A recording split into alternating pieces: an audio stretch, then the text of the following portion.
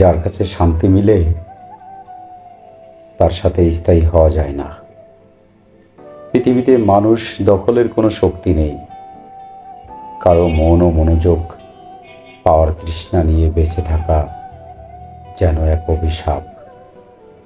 অধিকার নেই, তবুও আসক্তি নামহীন একটা অস্পর্শ মানসিক টান আমাদের মুক্তি দেয় না, আবার বন্দিও রাখে না।